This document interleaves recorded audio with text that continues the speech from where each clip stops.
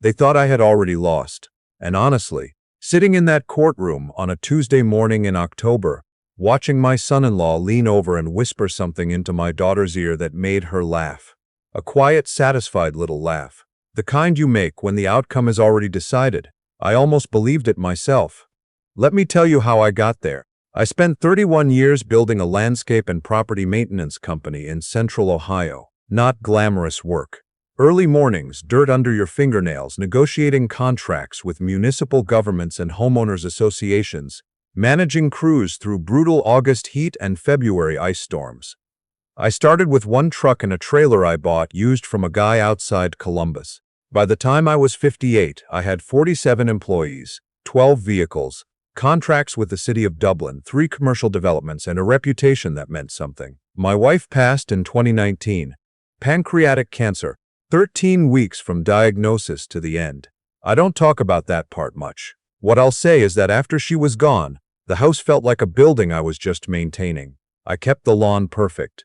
Force of habit, everything else sort of grayed out. My daughter was the one who pulled me back. She called every Sunday. She drove up from Cincinnati on weekends, brought food, sat with me in the kitchen while I drank too much coffee and talked about nothing important. She was my anchor. I told her that once, and she cried, and I felt like maybe things were going to be okay. She met her husband at a real estate investment seminar. She introduced him to me over dinner at a steakhouse in Worthington. And my first impression was that he had very good posture and a very firm handshake and not much else. He knew how to talk. He talked about markets and opportunities and synergies. He called me sir twice, which I noticed. Men who call you sir when they want something are usually calculating the distance between your wallet and their hand. But my daughter loved him, and she was happy, genuinely happy. The brightest I'd seen her since before her mother got sick. So I kept my impressions to myself. They got married 18 months later. Small ceremony the way she wanted. I walked her down the aisle in a rented hall outside Dayton and cried in the bathroom afterward and told myself I was fine. The trouble started quietly. It always does. He began working with me about a year into the marriage. My daughter suggested it, said he had business development experience that could help me grow. I was skeptical, but she asked, and I couldn't say no to her. I gave him a title, Director of Business Development, and a salary that was more than I paid most of my crew supervisors, and I told myself I was investing in the future. He had ideas, big ones. He wanted to expand into commercial real estate management, acquire competitor companies, set up a holding structure that would protect the business assets, and, as he explained it, position everything for a generational transfer. That phrase, generational transfer. He used it constantly, like it was something he'd read in a book once and decided to memorize. I brought in my accountant of 20 years to evaluate the proposal. She raised concerns, leverage risk, cash flow timing, the complexity of the holding structure he was proposing. He dismissed her. Not rudely. He was never rude, not to my face, but he found ways as to make her concerns sound like they came from someone who didn't understand the modern landscape of business ownership. I should have listened to her. I know that now. Over the next year and a half, he restructured the company into a holding entity. He said it would reduce my personal tax liability. Some of that was true. What I didn't fully grasp, and what I should have had an independent attorney review, was exactly how the ownership shares of the new structure were allocated. He had prepared the documents. He presented them to me over coffee on a Saturday morning, explained everything in broad strokes, pointed at the signature lines. I signed. I was 63 years old and I trusted my daughter, and by extension I trusted him, and that was the most expensive mistake of my life. It took another 8 months before I understood what I had done. My accountant was the one who figured it out first. She called me on a Thursday afternoon and asked if I could come to her office. She had printed out the holding company documents and laid them on her desk and walked me through them line by line. He controlled 60% of the holding company. I controlled 30. The remaining 10 had been distributed to my daughter. I had signed over the majority ownership of my own company. The business I built from one truck and a trailer. The business that had been my life for 3 decades. I sat in her office for a long time without saying anything. She handed me a box of tissues and I didn't take one. I just looked at the papers. "Did you know?" I asked her. She shook her head. "He kept me out of the restructuring process. Used an outside firm. I drove home. I made dinner. I ate it standing at the kitchen counter. Then I called my daughter. She knew, not every detail maybe, but she knew the broad shape of it. She was quiet on the phone in a way that told me everything. Not surprised, not confused, just quiet. And then her husband got on the line and explained, very calmly, that this was all legally sound, that I had signed voluntarily, that the arrangement was in everyone's best interest, and that if I was concerned I could consult an attorney. I hung up. I sat in the chair my wife used to sit in, the one by the window in the living room, and I thought about what I was going to do. Here is what I want you to understand. I did not panic. I had spent 31 years in a business where something goes wrong every single week. Equipment fails, contracts fall through, employees don't show up, weather wrecks a schedule you've built for a month. You learn, after long enough, that panic is just wasted energy. What you do instead is assess. You figure out what you have, what you don't have, and what your next move is. What I had, 30% of my own company and a paper trail. What I didn't have, majority control or any illusions left about my son-in-law. What I did next, I called a business litigation attorney in Columbus. A woman named, I'll call her my attorney, because she told me to keep her name out of anything I shared publicly, and she had 22 years of experience in exactly this kind of dispute. She reviewed the documents over 2 weeks. She found things. The outside firm that had structured the holding company had made errors, not accidental ones. The allocation had been structured to appear voluntary but had been executed using a signature I'd given under materially incomplete disclosure. I hadn't been told that I was signing over majority control. I'd been told I was creating a tax-efficient structure. There's a legal term for that.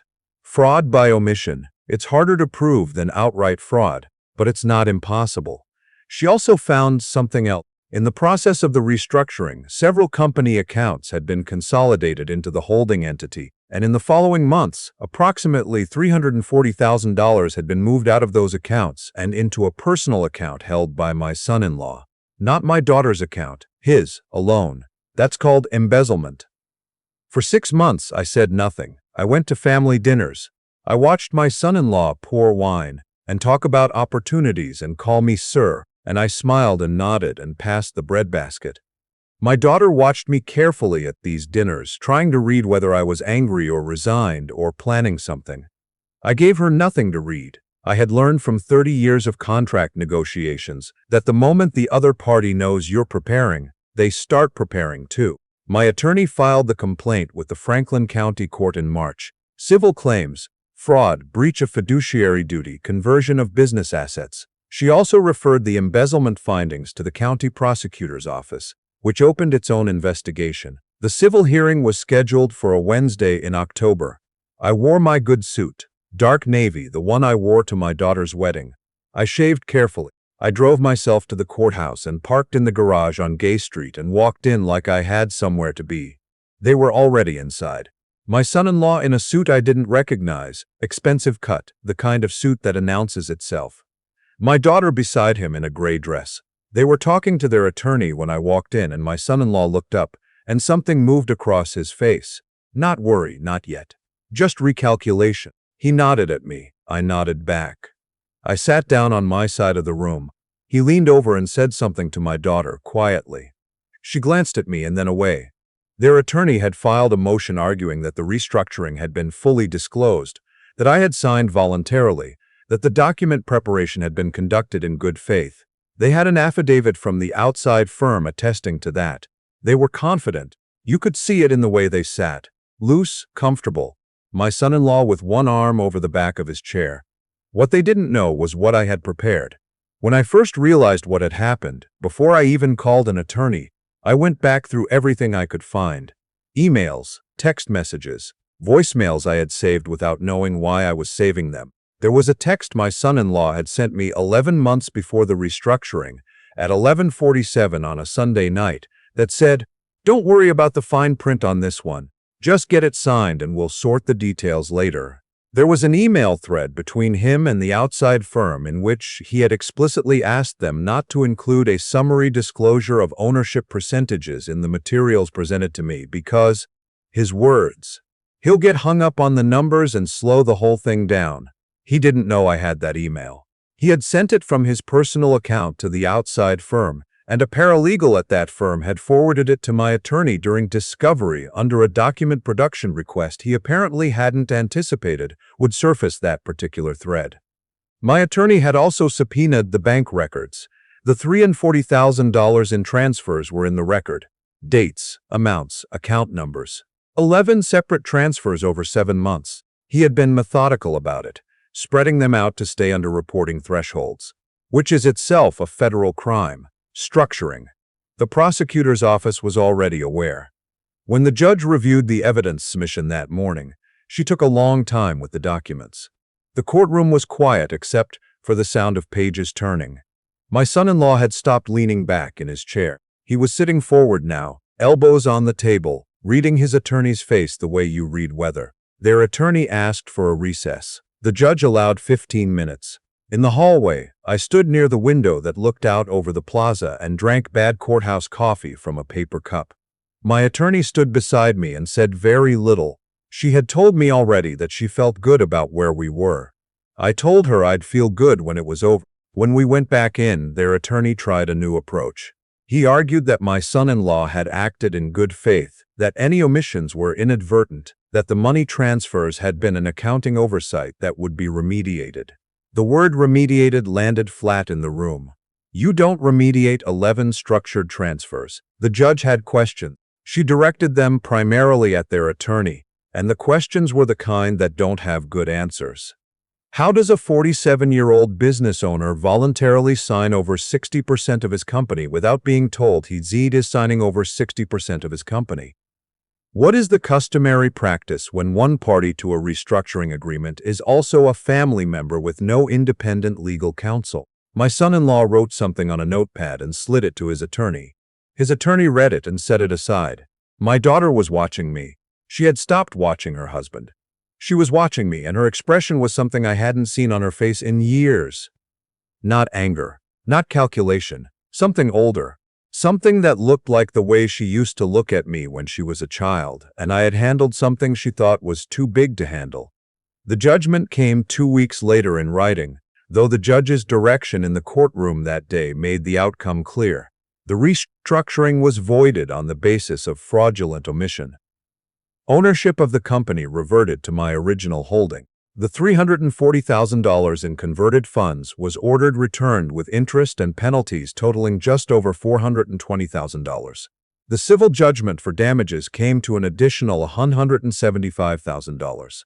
The criminal matter moved separately. My son-in-law reached a plea agreement with the prosecutor's office in January. 18 months in a federal corrections facility, 3 years of supervised release, $420,000 in restitution, mirroring the civil order. My daughter called me the night after the civil judgment. We talked for a long time. I'm not going to tell you that conversation was easy, or that it resolved everything neatly. It didn't. There are things between us now that sit like furniture in a room that's been rearranged. Nothing's exactly where it was, and you keep reaching for things that have been moved.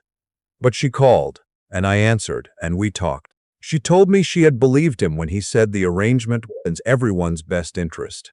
That she hadn't understood the numbers, that she should have asked more questions. I told her she probably should have. Then I told her that I knew she had been in a hard position and that she was still my daughter, and those things could both be true at the same time. I don't know if that's enough. I suppose we'll find out. What I know is this. I am 64 years old. I have a business that took 31 years to build, and it is still mine. I have an accountant who never stopped asking the right questions and an attorney who knew where to look. I have 47 employees who showed up every day while all of this was happening, who had no idea that the business they worked for was the subject of a courthouse dispute, and who came in anyway. My son-in-law sat in that courtroom in his expensive suit and thought that the version of me he had seen at dinner tables and family holidays, the quiet older man who passed the breadbasket and didn't make trouble, was the whole of what I was. He had watched me for 3 years and concluded I was manageable. He hadn't watched closely enough. I still park in that garage on Gay Street sometimes when I have business downtown. I walk past the courthouse and I don't look at it with bitterness. I look at it the way I look at any piece of ground that was once contested and is now settled. You don't have to love a battlefield. You just have to know how it ended. The company's lawn care division just signed a new municipal contract last month, biggest one I've had in 6 years. My operations manager ran the numbers and said it was a strong year ahead. I told him I thought so too.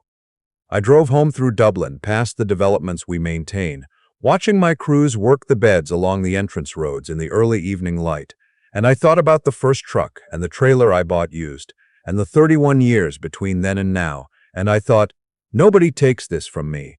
Nobody.